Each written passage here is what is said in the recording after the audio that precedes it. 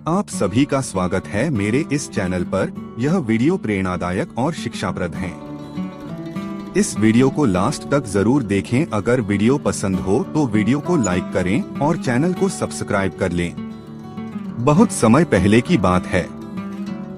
भारत के सुदूर दक्षिण में एक छोटा सा राज्य स्थित था। राजा द्वारा राज्य का संचालन शांतिपूर्ण रीति से किया जा रहा था। एक दिन अचानक उसे खबर मिली कि एक बड़े राज्य की सेना की एक बड़ी टुकड़ी उसके राज्य पर आक्रमण के लिए आगे बढ़ रही है। वह घबरा गया क्योंकि उसके पास उतना सैन्य बल नहीं था जो उतनी बड़ी सेना का सामना कर सके। उसने मंत्रणा हेतु सेनापति को बुलाया। सेनापति ने पहले ही हाथ खड़े कर दिए। वह बोला, महाराज, इस युद्ध में हमारी हार निश्चित है।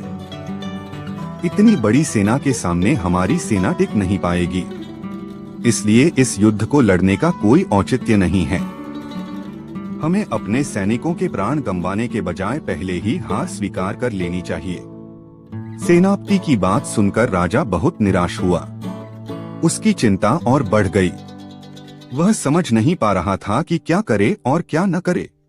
अपनी चिंता से छुटकारा पाने के लिए वह राज्य के संत के पास गया। संत को उसने पूरी स्थिति से अवगत कराया और बताया कि सेनापति ने तो युद्ध के पहले ही हाथ खींच लिए हैं।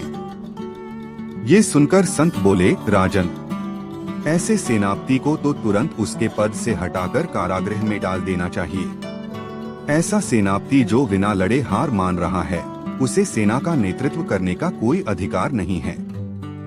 किंतु गुरुवर, यदि मैंने उसे कारागृह में डाल दिया तो सेना का नेतृत्व कौन करेगा? राजा चिंतित होकर बोला। राजन, तुम्हारी सेना का नेतृत्व मैं करूंगा, संत बोले। राजा सोच में पड़ गया कि संत युद्ध कैसे लड़ेंगे। उन्होंने तो कभी कोई युद्ध नहीं किया है।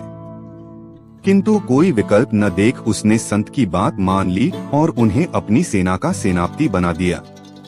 सेनापति बनने के बाद संत ने सेना की कमान संभाल ली और सेना के साथ युद्ध के लिए कूच कर दिया। रास्ते में एक मंदिर पड़ा। मंदिर के सामने संत ने सेना को रोका और सैनिकों से बोले, यहाँ कुछ देर रुको। मैं मंदिर में जाकर ईश्वर से पूछकर आता हूँ कि हमें युद्ध में विजय प्राप्त होगी या नहीं। ये सुन सैनिकों ने चकित होकर पूछा, मंदिर में तो भगवान की पत्थर की मूर्ति है, वह कैसे बोलेगी? इस पर सेना की कमान संभाल रहे संत ने कहा, मैंने अपनी सारी उम्र दैवीय शक्तियों से वार्तालाप किया है, इसलिए मैं ईश्वर से बात कर लूंगा। तुम लोग यहीं रुककर मेरी प्रतीक्षा करो। यह कहकर संत मंदिर में चले गए। कुछ देर बाद जब वे वापस लौटे तो सैनिकों ने पूछा, ईश्वर ने क्या कहा?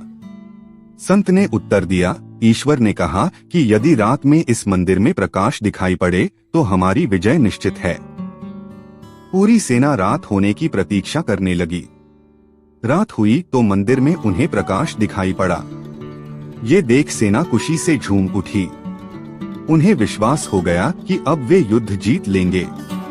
उनका मनोबल बढ़ गया और वे जीत के मंसूबे से युद्ध के मैदान में पहुंचे। युद्ध 21 दिन चला। सैनिक जी जान से लड़े। फलस्वरूप उनकी विजय हुई। विजयी सेना के वापस आते समय फिर वही मंदिर पड़ा। तब सैनिकों ने संत से कहा कि ईश्वर के कारण हमारी विजय हुई है, आप जाकर उन्हें धन्यवाद दे आएं। संत ने उत्तर दिया, इसकी कोई आवश्यकता नहीं है। यह सुन सैनिक कहने लगे, आप कितने कृतज्ञ हैं। जिस ईश्वर ने मंदिर में रोशनी कर हमें जीत दिलाई, आप उनका धन्यवाद भी नहीं कर रहे। तब संत ने उन्हें बताया, उस रात मंदिर से आने वाली रोशनी एक दिए की थी और वह दिया मैं वहां जलाकर आया था। दिन में तो वो रोशनी दिखाई नहीं पड़ी, किंतु रात होते ही दिखाई देने लगी। दिए की रोशनी देखकर तुम सबने मेरी बात पर विश्वास कर लिया कि युद्ध में विजय हमारी होगी। इस तरह तुम सबका मनोबल बढ़ गया और तुम जीत के विश्वास के साथ युद्ध के मैदान में गए और असंभव लगने वाली विजय तुमने प्राप्त की। इस कहानी से हमें यह सीख मिलती है कि खुद पर विश्वास रखें और परिश्रम करते रहें। विश्वास की विजय होगी। हमारी सोच ही आगे चलकर वास्तविकता का रूप लेती है। इसलिए अपनी सोच पर ध्यान दें। सदा सकारात्मक सोचें ताकि सकारात्मक परिणाम मिले।